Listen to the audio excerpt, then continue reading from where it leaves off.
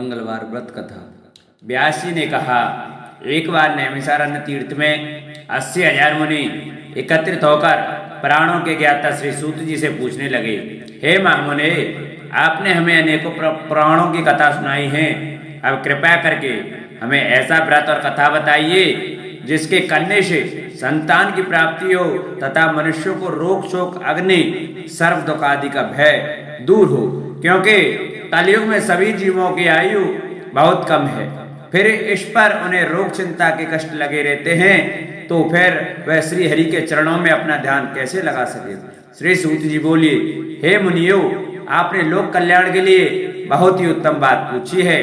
इस बार युधिष्ठिर ने भगवान श्री कृष्ण से लोक कल्याण के लिए यही प्रश्न किया था। भगवान श्री कृष्ण और युधिष्ठिर का संवाद तुम्हारे सामने कहता हूँ, ध्यान देकर सुनो। एक समय पांडवों की सभा में श्री कृष्ण जी बैठे हुए थे। तब युधिष्ठिर ने भगवान श्री कृष्ण से प्रश्न किया, हे प्रभु नंदनंदन गोविंद, आपने मेरे लिए अनेकों कथा सुनाई हैं। आज आप कृपया करके ऐसा व्रत या कथा सुनाएं जिसके करने से मनुष्य को रोग चिंता का भय समाप्त हो और उसको पुत्र की प्राप्ति हो। हे प्रभु, बिना पुत्र के जीवन व्यर्थ है। पुत्र के बिना मनुष्य नरकगामी होता है। पुत्र के बिना मनुष्य पितृ ऋण से छुटकारा नहीं पा सकता और न ही उसका पुंडक नामक नरक से उद्धार हो सकता है। अतः पुत्रदायक व्रत बतलाइए। श्री कृष्ण भगवान बोले, हे राजन, मैं एक प्राचीन इतिहास सुनाता हूँ, आप उसे ध्यान पूर्वक सुनो। कुंडलपुर नामक एक नगर था, उसमें नंदा नामक एक ब्राह्मण रहता था। भगवान की कृपा से उसके पास सब कुछ था, फिर भी वह दुखी था। इसका कारण यह था कि ब्राह्मण की स्त्री सुनंदा के कोई संतान न थी। सुनंदा पतिव्रता थी, भक्ति पूर्वक श्री हनुमान जी की आराधना करती थी। मंगलवार के दिन व्रत करके अंत में भोजन बनाकर हनुमान जी का भोग लगाने के बाद स्वयं भोजन करती थी। एक बार मंगलवार के दिन ब्राह्मणी गृह कार्य की अधिकता के कारण हनुमान जी को भोग लगा न सकी, तो इस पर उसे बहुत दुख हुआ। उसने कुछ भी नहीं खाया और अपने मन में प्रण किया कि अब तो अगले मंगलवार को ही हनुमान जी का भोग लगाकर अन्न जल ग्रहण करूंगी। ब्राह्मणी सुनंदा प्रतिदिन भोजन बनाती, श्रद्धा पूर्वक पति को खिलाती, परंतु स्वयं भोजन नहीं करती और मन ही मन श्री हनुमान जी की आराधना करती थी। इस प्रकार 6 दिन गुजर गए और ब्राह्मणी सुनंदा अपने निश्चय के अनुसार भूखी प्यासी निराहार रही। अगले मंगलवार को ब्राह्मणी सुनंदा प्रातःकाल ही बेहोश होकर गिर पड़ी। ब्राह्मणी सुनंदा की इस असीम भक्ति के प्रभाव से श्री हनुमान जी बहुत प्रसन्न हुए और प्रकट होकर बोले, मैं तेरी भक्ति से बहुत प्रसन्न हूँ, तो उठ और वर मांग। सुनंदा अपने आराध्य देव श्री हनुमान जी को देखकर आनंद की अधिकता से बेहल श्री हनुमान जी के चरणों में गिरकर बोली, हे प्रभु, मेरी कोई संतान नहीं है, कृपया करके मुझे संतान प्राप्ति का आशीर्वाद दे। आपकी अति कृपा होगी। श्री महावीर जी बोले, तेरी इच्छा पूर्ण होगी। तेरे एक कन्या पैदा होगी, उसके अष्टांग प्रतिदिन सोना दिया करेंगे। इस प्रकार कहकर श्री महावीर जी अंतर्धान हो गए। ब्राह्मणी सुनंदा बहुत हर्षित हुए और सभी यह समाचार अपने पति से कहा। ब्राह्मण देव कन्या का वरदान सुनकर कुछ दुखी हुए, परंतु सोना मिलने की बात सुनी तो बहुत प्रसन्न हुए। विचार किया कि ऐसी कन्या के साथ मेरी निर्धनता भी समाप्त हो जाएगी। श्री हनुमान जी की कृपा से वह ब्राह्मणी गर्भवती हुई और 10वें महीने में उसे बहुत ही सुंदर पुत्री प्राप्त हुई। यह बच्ची अपने पिता के घर में ठीक उसी तरह से बढ़ने लगी जिस प्रकार शुक्ल पक्ष का चंद्रमा बढ़ता है। 10वें दिन ब्राह्मण ने उस बालिका का नामांकन और संस्कार कराया। उसके कुल पुरोहित ने उस बालिका का नाम रत्नावली रखा, क्योंकि यह कन्या सोना प्रदान किया करती थी। इस कन्या ने पूर्व जन्म में बड़े ही विधान से मंगल देव का व्रत किया था। रत्नावली का अष्टांग बहुत सा सोना देता था। उस सोने से नंदा ब्राह्मण बहुत ही धनवान हो गया। अब ब्राह्मणी भी बहुत अभिमान करने लगी थी। समय बीतता रहा।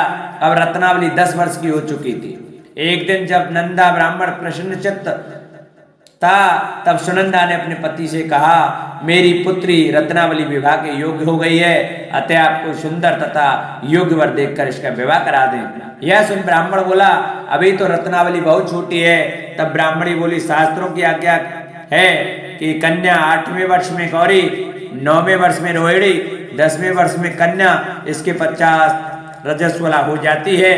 गौरी के दान से पाताल लोक की प्राप्ति होती है, रोहिणी के दान से वैकुंठ लोक की प्राप्ति होती है, कन्या के दान से इंद्रलोक में सुखों की प्राप्ति होती है।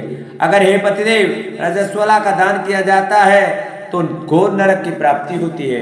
इस पर ब्राह्मण बोला, अभी तो रत्नावली मात्र 10 वर्ष की है और मैंने तो 16-16 साल की कन्याओं के विवाह कराए हैं, अभी जल्दी क्या है। तब ब्राह्मणी सुनंदा बोली, आपको तो लोभ अधिक हो गया है। शास्त्रों में कहा गया है कि माता पिता और बड़ा भाई रजस्वला कन्या को देखते हैं तो वे अवश्य नरक के गामी होते हैं। तब ब्राह्मण बोला, अच्छी बात है, कल मैं अवश्य योग्य वर की तलाश में अपना दूत भेजूंगा।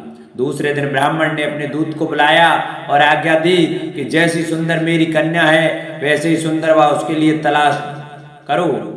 दूत अपने स्वामी की आज्ञा पाकर निकल पड़ा।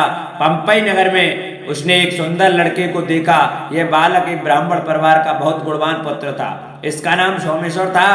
दूत ने इस सुंदर व गुणवान ब्राह्मण पुत्र के बारे में अपने स्वामी को पूर्ण विवरण दिया। ब्राह्मण नंदा को भी सोमेश्वर अच्छा लगा और फिर शुभ मुहूर्त में विधि पूर्वक कन्यादान करके ब्राह्मण ब्राह्मणी संतुष्ट हुए। परंतु ब्राह्मण के मन में तो लोभ समाया हुआ था। उसने कन्यादान तो कर दिया था पर वह बहुत खिन्न भी था। उसने विचार किया कि रत्नावली तो अब चली जाएगी और मुझे इससे जो सोना मिलता था वह अब नहीं मिलेगा। मेरे पास जो धन था कुछ तो इसके विवाह में खर्च हो गया और जो शेष बचा है वह भी कुछ दिनों पश्चात समाप्त हो जाएगा। मैंने तो इसका विवाह करके बड़ी वाली भूल कर दी। अब कोई ऐसा उपाय हो कि रत्नावली मेरे घर में ही बनी रहे, अपनी ससुराल न जावे। लोभ रूपी राक्षस ब्राह्मण के मस्तक पर छाता जा रहा था। रात भर अपनी शैया पर बेचैनी से करवटें बदलते बदलते उसने एक बहुत ही क्रूर निर्णय लिया। उसने विचार किया कि जब रत्नावली को लेकर उसका पति सोमेश्वर अपने घर के लिए जाएगा तो वह मार्ग में छिपकर सोमेश्वर का वध कर देगा और अपनी लड़की को अपने घर ले आवेगा, जिससे नियमित रूप से उसे सोना भी मिलता रहेगा और समाज का कोई मनुष्य उसे दोष भी नहीं दे सकेगा। प्रातः काल हुआ तो नंदा और सुनंदा ने अपने जमाई तथा लड़के को बहुत सारा धन देकर विदा किया। सोमेश्वर अपनी पत्नी रत्नावली को लेकर ससुराल से अपने घर की तरफ चल दिया। ब्राह्मण नंदा महालोक के वशीभूत हो अपनी मति खो चुका था। पाप पुण्य को उसे विचार न रहा था। अपने भयानक व क्रूर निर्णय को कार्य रूप देने के लिए उसने अपने दूत को मार्ग में अपने जमाई का वध करने के लिए भेज दिया था, ताकि रत्नावली से प्राप्त होने वाला सोना उसे हमेशा मिलता रहे और वो कभी निर्धन न हो। ब्राह्मण के दूत ने अपने स्वामी की आज्ञा का पालन करते हुए उसके जमाई सोमेश्वर का मार्ग में ही वध कर दिया। समाचार प्राप्त कर ब्राह्मण नंदा मार्ग में पहुंचा और रुदन करती अपनी पुत्री रत्नावली से बोला, हे पुत्री, मार्ग में लुटेरों ने तेरे पति का वध कर दिया है। भगवान की इच्छा के आगे किसी का कोई बस नहीं चलता। आप तो घर चल, वहां पर ही रहकर शेष जीवन व्यतीत करना, जो भाग में लिखा है वही होगा। अपने पति के अकाल मृत्यु से रत्नावली बहुत दुखी हुई। करुण क्रंदन व रुदन करते हुए अपने पिता से बोली, हे पिताजी, इस संसार में जिस स्त्री का पति नहीं है उसका जीवन व्यर्थ है। मैं अपने पति के साथ ही अपने शरीर को जला दूंगी और सती होकर अपने इस जन्म को माता पिता के नाम को तथा सास ससुर के यश को सार्थक करूंगी। ब्राह्मण नंदा अपनी पुत्री रत्नावली के वचनों को सुनकर बहुत दुखी हुआ। विचार करने लगा, मैंने व्यर्थ ही जमाई वध का पाप अपने सिर लिया। रत्नावली तो उसके पीछे अपने प्राण तक देने को तैयार है। मेरा तो दोनों तरफ से मरण हो गया। धन तो अब मिलेगा नहीं। जमाई वध के पाप के फलस्वरूप यम यातना भी भुगतनी पड़ेगी। यह सोचकर वह बहुत खिन्न हुआ। सोमेश्वर की चिता बनाई गई। रत्नावली सती होने की इच्छा से अपने पति का सिर अपनी गोद में रखकर चिता में बैठ गई। जैसे ही सोमेश्वर की चिता को अग्नि लगाई गई वैसे ही प्रसन्न हो मंगल देव वहां प्रकट हुए और बोले, हे रत्नावली, मैं तेरी भक्ति से बहुत प्रसन्न हूँ, तू वर मांग। रत्नावली ने अपने पति का जीवन दान मांगा। तब मंगल देव बोले, रत्नावली, तेरा पति अजर अमर है, यह महान विद्वान भी होगा और इसके अतिरिक्त तेरी जो इच्छा हो वह वर मांग। तब रत्नावली बोली, हे ग्रहों के स्वामी, यदि आप मुझ पर प्रसन्न हैं तो मुझे यह वरदान दीजिए कि जो भी मनुष्य मंगलवार के दिन प्रातः का लाल पुष्प लाल चंदन से पूजा करके आपका स्मरण करे, उसको रोग व्याधि न हो, स्वजनों का भी कभी वियोग न हो, सर्प अग्नि तथा शत्रुओं का भय न रहे। जो स्त्री मंगलवार का व्रत करे वह कभी विधवा न हो। मंगल देव तथास्तु कहकर अंतर्धान हो गए।